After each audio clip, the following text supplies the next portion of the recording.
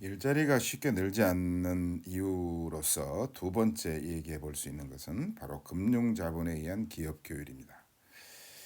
이 자본주의가 생겨날 때를 우리가 보통 이제 산업자본주의라고 한다면, 오늘날 우리가 살고 있는 자본주의는 금융자본주의 또는 포스트 케인지안 같은 이제 경제학자들에 따르면 금융주도 자본주의라고 할 수가 있겠습니다.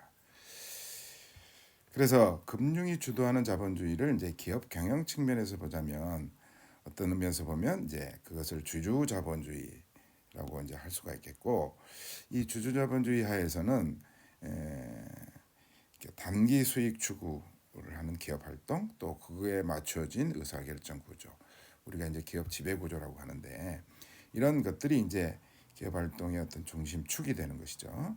그래서 이 주주 자본주의와 금융 자본주의는 서로 보완적인 관계, 그리고 서로가 서로를 이제 교율하고 서로 발전하는 관계에 있다고 얘기해 볼 수 있겠는데, 우선 이 주주자본주의하에서는 방금 얘기했던 것처럼 기업들이 단기 수익을 추구하는 기업 활동에 이제 주력하게 되죠. 그래서 장기적인 안목에서 설비 투자를 한다거나 고용 안정을 위한 투자를 하기보다는 예를 들면 이제 주주가치 경영이라는 이름으로 주가를 높이기 위한 활동에 주력한다. 또 여기에 맞추어 기업의 의사결정 구조를 이제 짜게 된다는 거죠.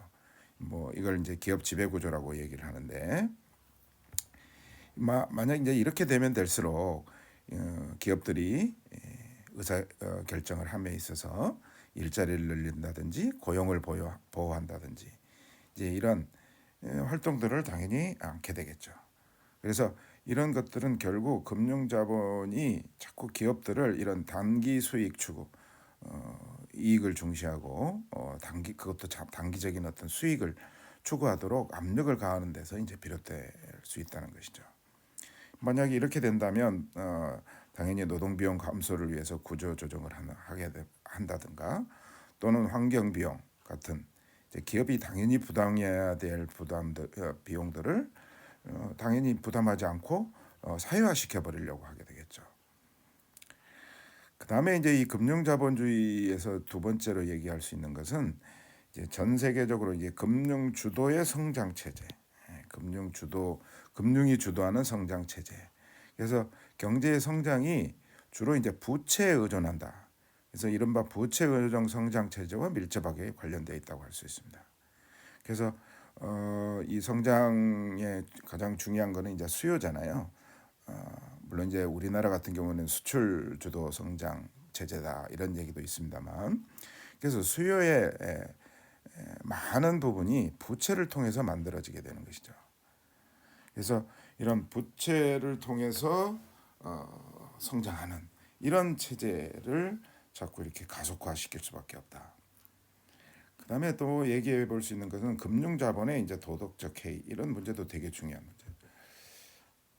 2008년도 우리가 글로벌 금융위기 때 리먼 브로더스 같은 이제 은행들 이 보면 임원들한테는 굉장히 많은 보너스 이런 걸로 해서 돈 잔치를 하고 하다가 이제 모기지 사태 때문에 이제 기업이 파산할 지경에 이르게 되고, 물론 그게 이제 한 기업 한 은행으로만 그치는 게 아니고 글로벌 금융위기로 이제 확산됐습니다만은, 파산할 때는 정부가 막대한 지원을 통해서 이제 오바마 정부였죠 그 당시 구제해 주었고, 여러분들이 이런 사실들은 잘 알고 계시겠지만, 그래서 월가를 점령하라 이런 시위에서 당시에 이런 은행들을 살찐 고양이라고 이제 부르죠.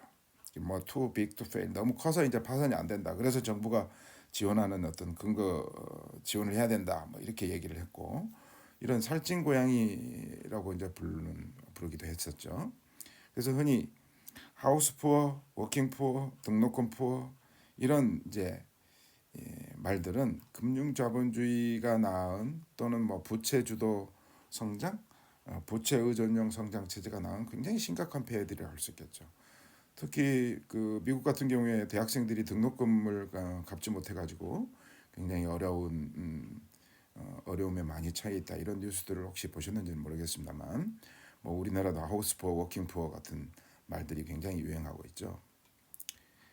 그다음에 이제 마지막으로 강조하고 싶은 것은 이제 산업 구조 측면에서 일자리가 늘지 않는 이유입니다.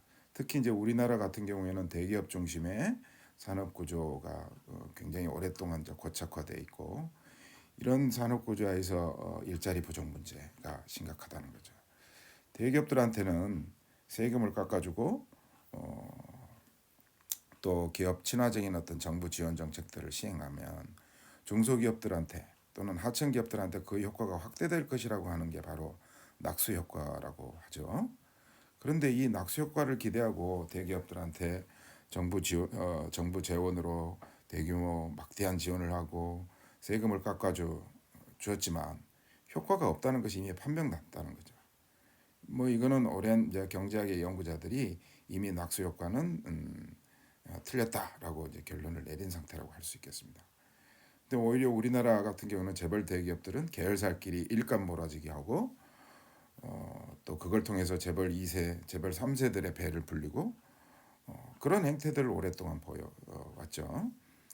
제가 이제 제 채널 쇼츠에 보면 그들만의 낙수 효과라고 하는 게 있는데 한번 보시면 좋겠습니다.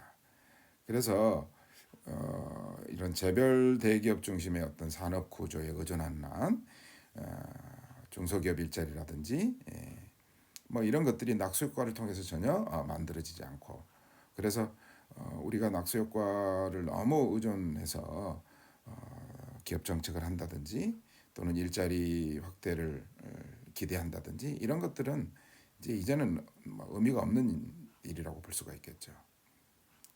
그래서 정리하자면 일자리가 늘지 않는 이유는 우리가 살고 있는 자본주의 체제의 성격 때문이라고 할 수가 있겠고 그래서 불로소득 자본주의라고 불러야 하느냐 뭐 또 이걸 주주 자본주의라고 불러야 되느냐 또는 금융 주도 자본주의라고 불러야 하느냐는 사실 학자들 사이에서는 뭐 논쟁거리가 될 수 있겠습니다만 뭐라고 부르든 간에 이런 자본주의가 기업 경영 시스템 또는 기업 지배 구조 또는 산업 구조를 일자리를 줄어드는 쪽으로 자꾸 만들도록 강제한다는 것.